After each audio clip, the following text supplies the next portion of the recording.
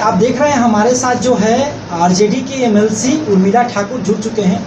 लगातार देखा जाए तो बिहार विधानसभा चुनाव को लेकर तैयारियां शुरू हो गई है और 2 बार जो है भारतीय जनता पार्टी के राष्ट्रीय अध्यक्ष बिहार आ चुके हैं। तो क्या अब जो है देखा जा रहा है कि भारतीय जनता पार्टी मजबूती से आगे बढ़ रही है? राजद क्या कुछ कर रही है? मैम क्या कहिएगा इससे? मजबूती से बढ़ना किसको कहते हैं? वो तो आ करके कर रहे हैं।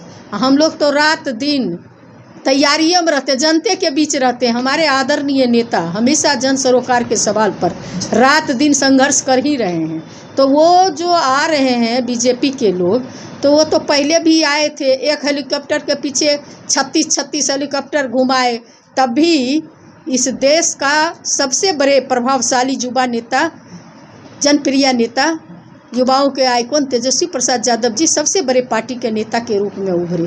तो जनता कहा मैम कि जनता के बीच हैं हम लोग, तब लगातार भारतीय जनता पार्टी कर रही है कि सदन में कहाँ थे जनता के प्रतिनिधि? किस सदन? सदन में जनता के प्रतिनिधि, उनको कहिए कि उनसे पूछिए। आपके चैनल के माध्यम से मैं कहना चाहती हूँ कि वो लोग कहे कि इस देश ही नहीं दुनिया का सबसे बड़े समाजवादी नेता बाबू लालू प्रसाद यादव को जेल भेज देंगे तो राष्ट्रीय जनता दल खत्म। उनके यहाँ एक नेता मोदी करते हैं, लेकिन हमारे यहाँ एक कार्यकर्ता बाबू लालू प्रसाद यादव बन करके उन आताताइयों का मुकाबला किए थे। तो हमारे यहाँ जो है जितने लोग हमारे विधानसभा में जो हमारे विधायक लोग हैं, वो सारे लोग तेजस्वी यादव बन करके उन आताताइयों का मुकाबला करते थे और कर रहे हैं और आगे भी करेंगे। हमारे आदरणीय नेता को आपको पता होनी चाहिए कि जब चुनाव चल रहा था, चुनाव प्रचार के दौरान हमारे आदरणीय नेता को कुछ मोच आ गया था पैर में। उसका आप कोई बीमार पड़ेंगे तो इलाज कराने नहीं जाएंगे? उनको कई केसों में ये लोग अपना जो सरकारी इनका संस्थान है जिस पर जनता को भरोसा था, ईडी सीबीआई इनकम टैक्स को पॉकेट का संस्था बना करके लोगों को जो विपक्ष में है उनके ऊपर जो है बार बार तंग तबाही करने का जो काम कर रहे हैं, तो उसका भी मुकाबला करने के लिए आदरणीय नेता को कई बार जो है डेट पड़ता है तो जाते आते रहते हैं। तो उनका वो हिसाब उनका देने के लिए नहीं बैठे। हमारे आदरणीय नेता जनता की अदालत में हिसाब देते हैं, दिखाने का काम किए। बेरोजगारी सबसे बड़ी समस्या और उन्होंने 17 महीना में करके दिखा दिए।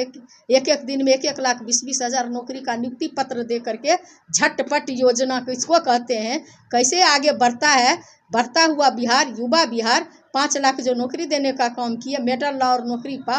तभी इन लोगों को नहीं पता चला कि तेजस्वी यादव चाहे सदन में रहे या सदन के बाहर रहे, हमेशा जनता के लिए चिंतित रहते हैं और जनता काम करते हैं। जातिगत गणना करने का काम किया। 75% जो है जो आरक्षण दिए, उस आरक्षण को हमारे नेता के पीछे नहीं पड़ के कहिए ना उनको जातिगत जनगणना करा देंगे पूरे देश में।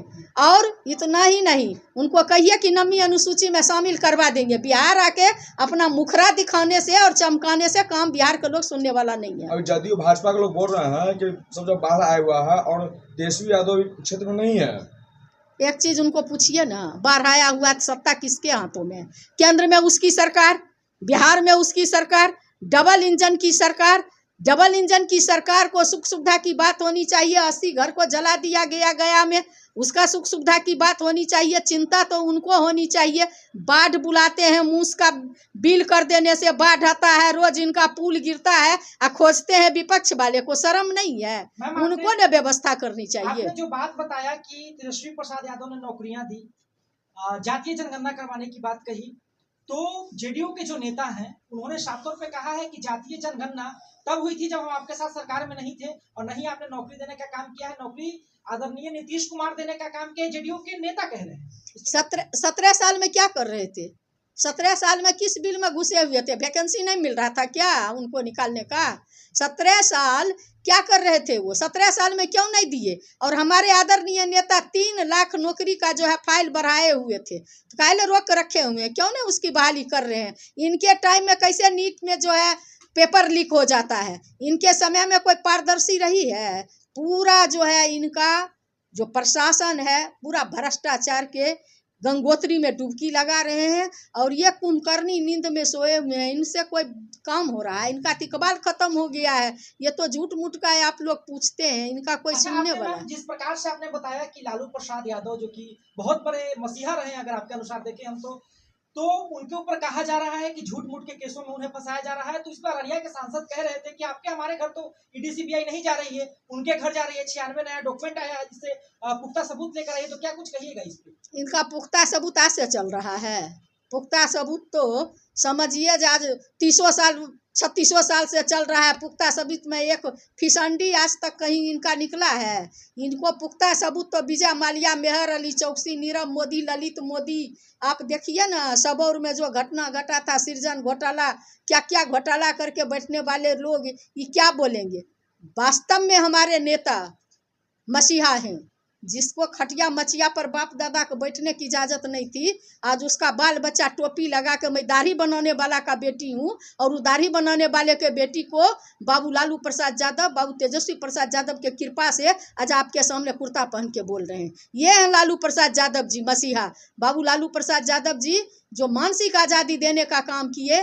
बाबू लालू प्रसाद यादव जी, जिन्होंने लोगों को कहे पढ़ो लिखो, चूहा पकड़ने वाले, कोकरा पकड़ने वाले, घोंघा चुनने वाले, पढ़ो लिखो और संघर्ष करो तभी तुमको अधिकार मिलेगा। और उन्होंने सत्ता में भागीदारी देने का काम किया। भगवतिया देवी जैसे पत्थर फोड़ने वाली जो सदा समाज से आती थी, मुसहर समाज से आती थी, उनको भेजने का काम किए। मुन्नी रजक कपड़ा में आयरन करने वाली को भेजने का काम किए। मोहम्मद यूनिस लोहिया को किए। यानी अति पिछड़ा का जितना भी हम कहें, बालदेव महतो से लेकर के रामजी शर्मा तक सारे लोगों को उन्होंने जो है सत्ता में भागीदारी देना। हमारे आदरणीय नेता जो बोलते हैं वो करते हैं, उनके तरह बोलते कुछ हैं करते कुछ हैं, ऐसा नहीं हमारे नेता करते हैं।